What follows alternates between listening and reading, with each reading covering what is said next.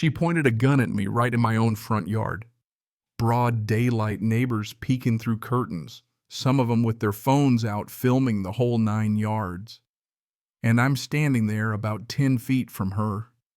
Karen Queen of the HOA, finger locked tight on the trigger, hand shaking, and right behind her, what used to be her $100,000 pink BMW just crushed to a pancake under my old oak tree, all because a storm decided to ignore the rules last night.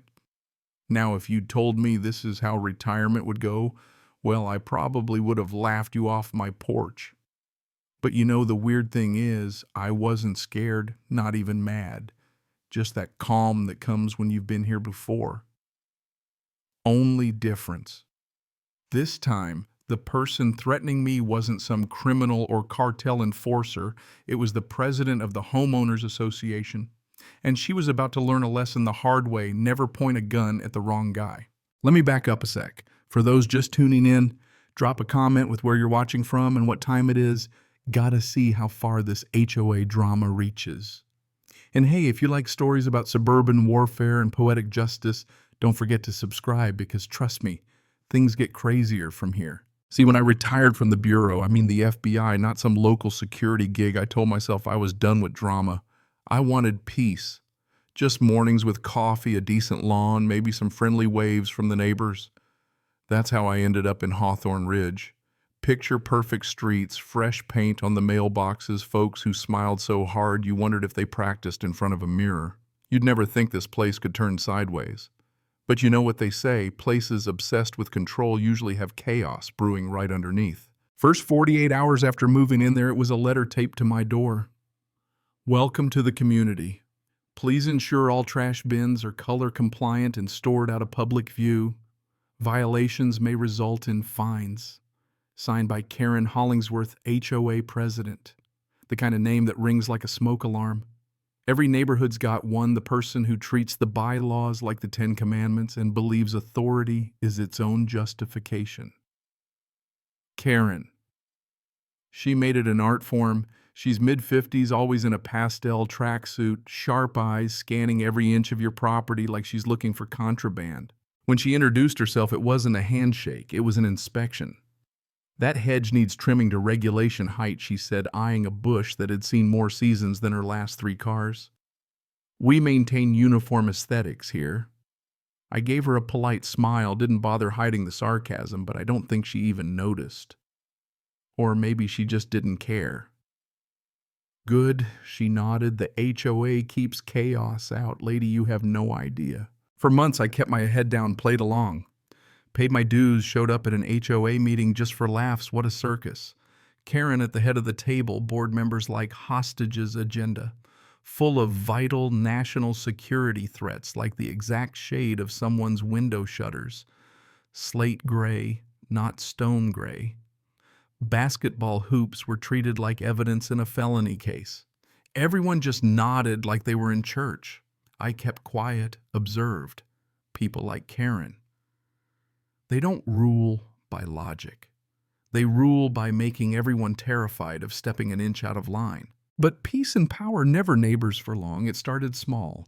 Letter after letter about mailbox paint, porch lights, driveway drainage. All hand-delivered, all signed in that tight, angry script. Then the car, the infamous pink BMW. That was Karen's crown. Every morning she'd polish it in the driveway, humming away like applause was just a matter of time. Beautiful, isn't she? She called once. Hard to miss, I replied. That was the moment she decided I was trouble. After that, it was open season. Inspectors sent to check my drainage slope mailbox, too close to the curb by 1 inch. A noise complaint when my grandkids laughed after 8 p.m. Not music laughter. Petty, but relentless. And as ridiculous as it sounds, it wears you down. I've dealt with cartel bosses who were more subtle. Still, I let it go. I documented, saved every letter, kept my records. Silence, I learned long ago, is more unnerving to tyrants than any shouting match. Then the storm hit. Late spring humidity, thick as soup thunder, cracking overhead wind like artillery. I watched the oak in my yard bend and sway, but I never thought it'd come loose. When it did, the crash shook the whole street. Next morning, the air smelled like wet metal, branches everywhere, my tree gone. But it hadn't landed on my house. It had fallen straight across the line, flattening Karen's prized BMW like God himself wanted to settle a score. I stood there, soaked coffee in hand, and part of me almost felt bad. The other part thought maybe the storm just gave her a taste of her own medicine. Didn't take long for Karen to make her entrance robe, flapping hair, wild, pointing at the wreck like I'd committed murder. "Your tree destroyed my car!" she shrieked. "It was a storm, Karen. Call your insurance." She wasn't having it. "You'll pay for this. I'm the HOA president." "Great. I'm sure the insurance company will love your ruling," I told her. The sound she made, I'm not sure it was human. What followed was a masterclass in suburban theatrics photos, screaming phone calls, an emergency HOA meeting called on the spot. By that evening, a formal notice of negligence was slipped under my door. I filed it under evidence. Next day, a black SUV with the HOA board parked out front. Clipboards, blue windbreakers acting like the FBI, but with worse posture. "Damage to community property," they declared. I looked at the wreck, my tree, her car, all on her side. "Since when's a BMW infrastructure?" I asked. They mumbled about negligence. Karen burst out of her house demanding a new car, exact model and trim. "Insurance doesn't cover negligence," she spat. "Then you better read the law," I said. She threatened liens. I smiled. "Try it." She went nuclear emails to the neighborhood, dangerous homeowner alert, full-color flyers, talk of expulsion from the community. I forwarded everything evidence phase 1. Next came the contractor sent on HOA funds to remove hazardous debris, which meant chop up my tree trespass on my land, then bill me for it. "Touch that tree, and you're trespassing," I told them calmly. Karen barked. "Everything in this neighborhood is under HOA jurisdiction." I pointed to my camera. Smile. That night, a handwritten note slid under my door. "You've made a very dangerous mistake. I'm not afraid of you." Funny thing about people who aren't afraid, they don't write threats in the dark. Days turned into a game of intimidation. My mailbox disappeared. Garbage dumped on my drive. HOA inspectors parked out front, measuring tape in hand.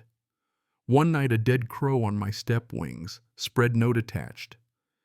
"You should leave while you still can." That's when I knew Karen had crossed a line.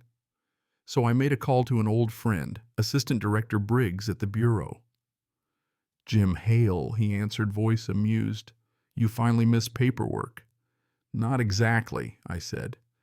"Got an HOA president who thinks she's above the law. Need a background check fast and quiet." By midnight, I had a file. Karen had a record of fraud in 2 previous HOAs, always settling before charges stuck, always moving on. Next day, I packaged up the docs, labeled them confidential, left them at the clubhouse. By lunch, the neighborhood was buzzing. Karen stormed up my drive, fuming. "You think you can smear me?" "No, Karen just wants you to stop harassing me and withdraw your fines. Publicly apologize and we're done," she spat. "Never.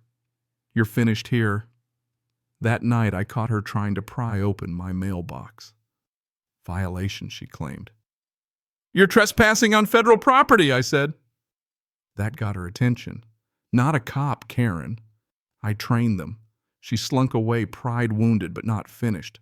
The next day, a bullet in a box appeared on my porch, her version of a calling card.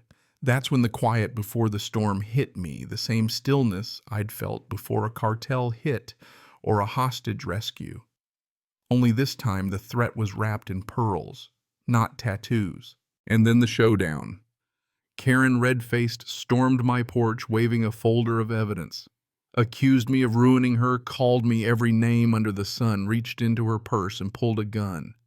Time slowed. She was shaking. Neighbors ducked behind cars. Someone screamed. "Put it down, Karen," I said. "Calm as you please. You're making a mistake," she shrieked, waving the gun. "You humiliated me. Apologize." I pointed to the camera. "You're on tape," she screamed, fired a shot into the air. Neighbors scattered sirens, screamed up the block. Police rolled in guns drawn, shouting commands. Karen crumpled, dropped the gun, got cuffed on her own lawn. "You can't arrest me."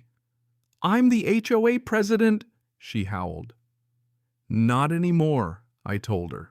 After that, everything changed. The board resigned HOA accounts, frozen federal audit launched. Karen's pink BMW got auctioned to pay back the embezzled money. Turns out the real twist wasn't just Karen's downfall, but the web she was part of fake contractors, a consultant named Coyle, running a grift across 3 states. The Bureau swept in, indictments flew, and suddenly the neighborhood wasn't a battlefield. It was a community again. Funny, isn't it? All that power, all that posturing, and it took one storm, one old oak tree, and a stubborn retiree to bring it down. Folks started showing up at meetings, volunteering, replanting the gardens, rewriting the rules. No more presidents for life. No more pink BMWs dictating curb appeal. Evelyn, the retired nurse, took over as interim chair. The math teacher kept minutes. Even the plumber's daughter got involved, technology chair, no title needed. I stayed in the background, helped with the audit, handed out advice, didn't want a title. After all, I'd traded gunfire for gardening, but I kept the files, reminders that power built on fear always collapses under truth. 6 months later, the neighborhood's normal. Again, kids on bikes, lawnmowers humming, no more threats folded into envelopes, just the sound of people living. Karen sent one last note from prison, no lipstick this time, just a request. "Water that tree for me once I want something I ruined to grow right." So here's the thing, justice doesn't always shout. Sometimes it grows quiet and stubborn like an oak finding new roots after a storm. And if you're watching this wondering how to handle your own neighborhood tyrant, don't fight with rage, fight with unity, with evidence, with patience. That's what they can't stand.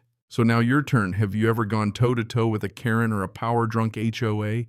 Drop your story in the comments. Let's hear how you handled it.